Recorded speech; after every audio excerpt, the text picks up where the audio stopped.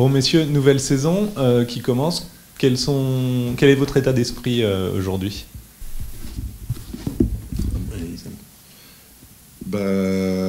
Déjà, on est heureux de retrouver le groupe qu'on a construit. Les joueurs, je les ai vus, ils sont super motivés, ils sont contents d'être là. Ils sont là pour mener un grand projet d'avenir, créer une histoire avec le club. Et voilà, c'est un nouveau challenge, c'est une nouvelle saison qui démarre. Et c'est excitant. J'ai envie de découvrir dans les jours à venir. Et parmi aussi ces nouveaux projets, il y a la nouvelle salle. J'imagine que ça vous fait forcément plaisir pour créer cette identité SCO, comme vous dites. Ça fait partie de tout ce renouveau, justement.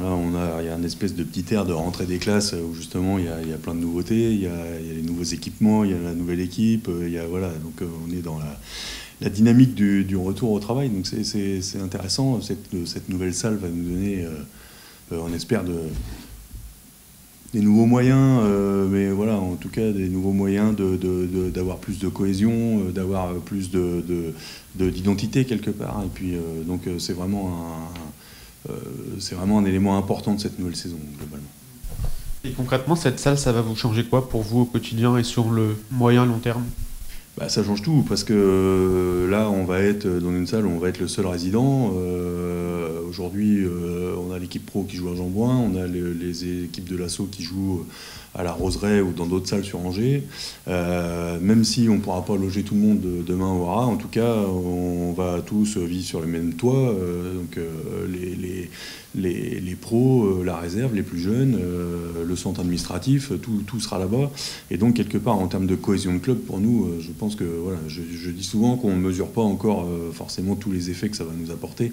Mais en tout cas, dans l'idée de vie du club, ça va être un projet énorme. Et ça doit amener beaucoup de cohésion, ça doit amener beaucoup de dynamisme, ça doit aussi amener beaucoup plus d'échanges entre toutes les composantes du club. Et ça, aujourd'hui, voilà, c'est quelque chose qui était physiquement pas possible, parce que de toute façon, on avait du mal à se croiser. Et donc là, franchement, ça risque de changer vraiment la vie du club. Écrire l'histoire du club, donc avec la salle, mais aussi sur le terrain, ce que tu disais, Issam. Est-ce que vous avez déjà, ou c'est trop tôt, défini des objectifs sportifs? Comment vous raisonnez avant ce début de saison en N1?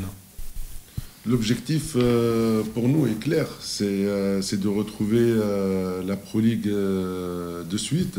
Ça veut dire la montée en Pro League. Donc pour construire sur des bonnes bases, il faut rejoindre le haut niveau. Donc c'est une des pierres importantes dans la construction ou la reconstruction du club, avec, comme vous l'avez dit, avec l'arrivée de la nouvelle salle, qui doit être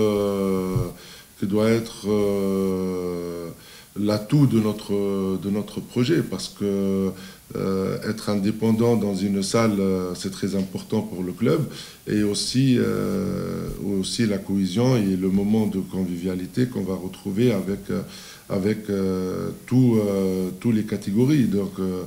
Donc pour nous, les objectifs sont clairs, c'est monter pour continuer à grandir. Pour compléter, voilà, on ne peut pas avoir un objectif autre que celui de remonter en Pro League pour plusieurs raisons.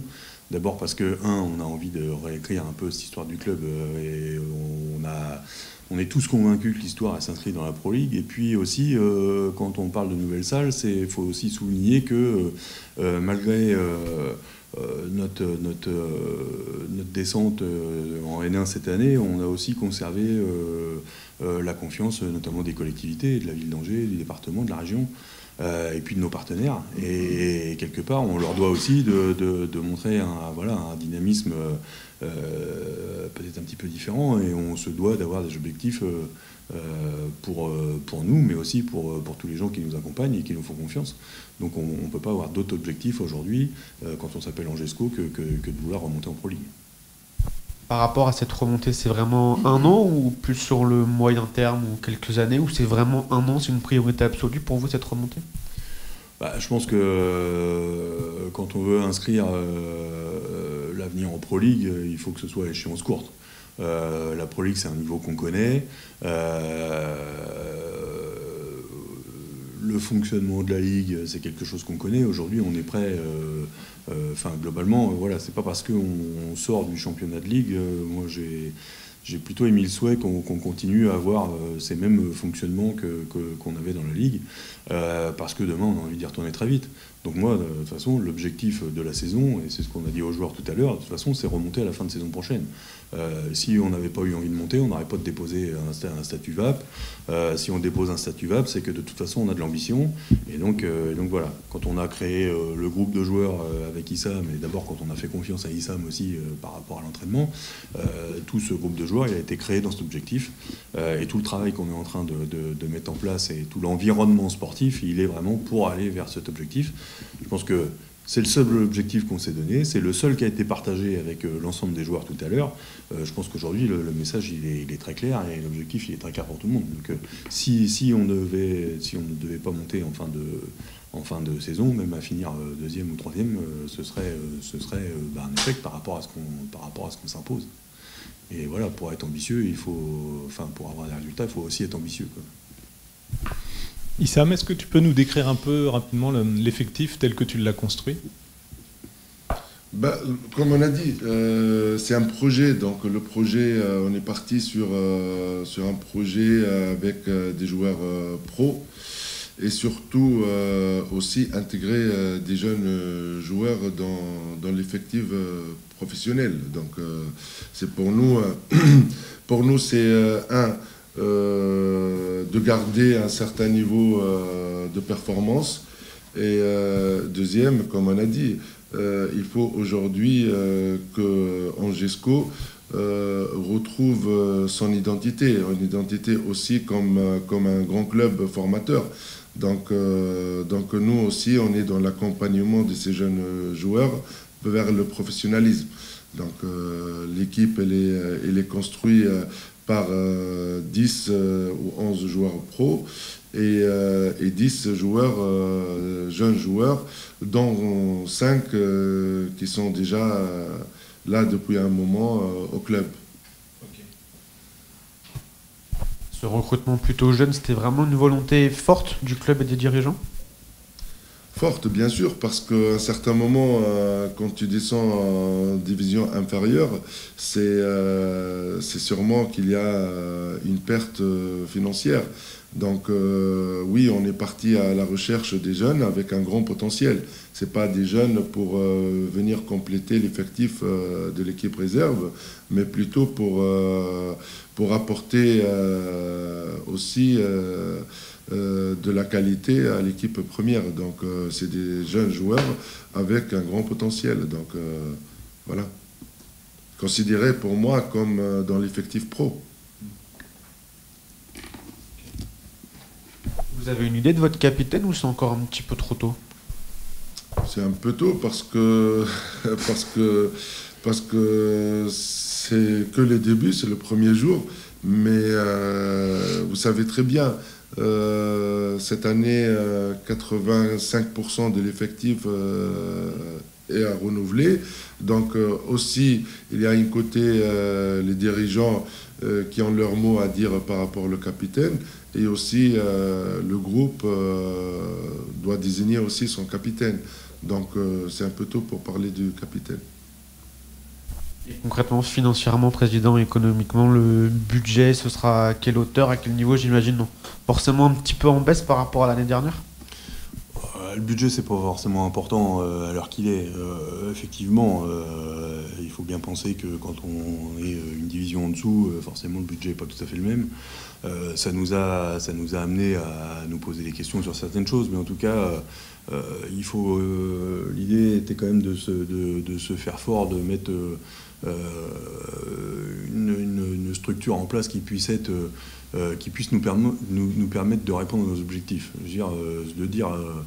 de dire on veut monter en Pro League pour dire on veut monter en Pro League, c'est pas, moi ça m'intéresse pas.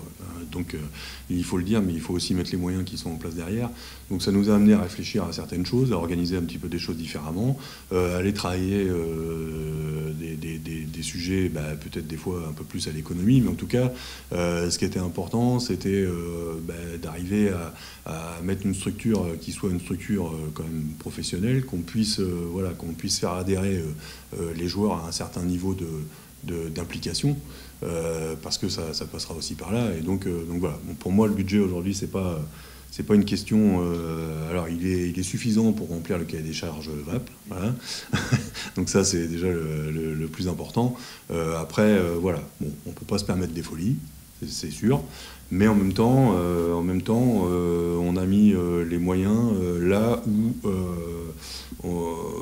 où c'était des vrais outils pour assouvir nos ambitions. Donc c'est ça qu'il faudrait. Concrètement, vous avez des chiffres à nous donner d'un petit peu de concret ? Non, je n'ai pas forcément de chiffres aujourd'hui, parce qu'aujourd'hui, le budget est toujours en construction. On n'est jamais que fin juillet, donc voilà, tout ce qui est subvention, c'est public, vous les connaissez. Après, voilà, on est sur un gros travail aussi. Il faut l'année est difficile aussi pour nous. On change de site, on descend d'une division, les matchs vont changer de jour. Donc c'est aussi tout un travail à recréer avec nos partenaires. On ne sait pas à quoi s'attendre en billetterie. Donc voilà, un budget, ça se construit aussi tout au long de l'année. C'est pas le budget qu'on présente au mois de mai, ça reste un budget prévisionnel. Maintenant, on est en plein dans la période de construction. Évidemment, on n'a pas fait un prévisionnel complètement au hasard non plus, mais en tout cas, après, il faut le concrétiser. Et concrètement, au coaching, Denis Tristan continuera d'être associé en doublette avec Issam Tej, ou ça se passe comment de ce côté-là ? On a remis un peu à plat toute la politique sportive et notamment sur l'intégration des jeunes joueurs potentiels du club, dont Issam a un peu parlé. Alors quand il parlait des jeunes joueurs tout à l'heure, il y a des jeunes joueurs qu'on a fait venir, des joueurs qui sont de formation, par exemple de première division, etc. Mais on a aussi une sélection de joueurs qui étaient aussi dans nos rangs en réserve chez nous, auxquels on veut donner accès au fonctionnement de l'équipe professionnelle. Donc qui sont déjà avec nous pour faire toute la préparation, etc. Donc il y a vraiment un groupe de jeunes qui sont en préparation, et donc ça c'est la nouvelle la réorientation de la politique sportive. Denis s'inscrit plutôt comme responsable de la filière élite, c'est-à-dire qu'aujourd'hui Issam est l'entraîneur du groupe professionnel.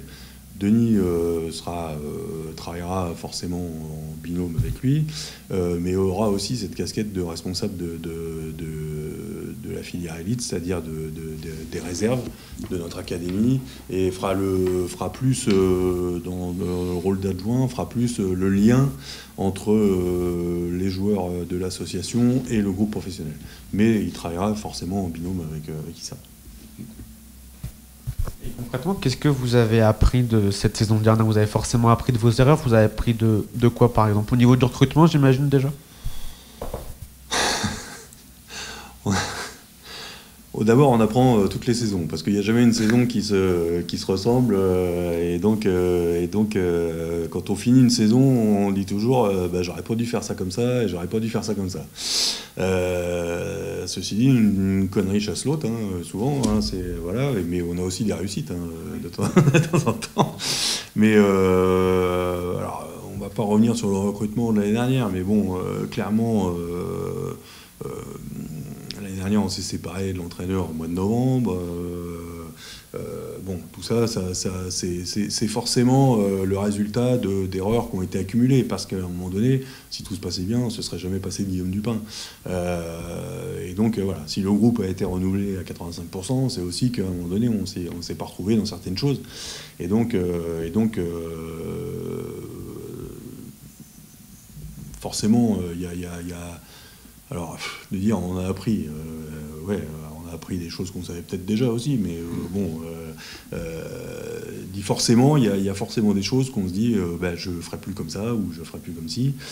Voilà. Bon, maintenant, on apprend de ses erreurs, mais il faut aussi avoir en tête qu'on a aussi des choses qu'on a plutôt très bien faites.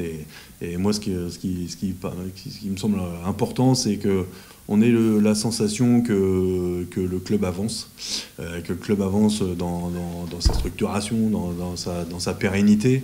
Et quand on aura trouvé le déclic pour que le sportif accompagne tout ça, je pense qu'on a moyen de faire d'Angesco Handball un vrai bon club. Donc moi, c'est ça que je veux retenir avec Jean-René.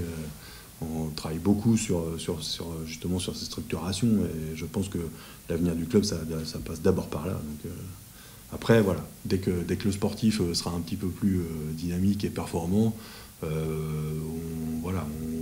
verra peut-être Angesco Handball d'un œil un petit peu différent. Merci, monsieur. Merci.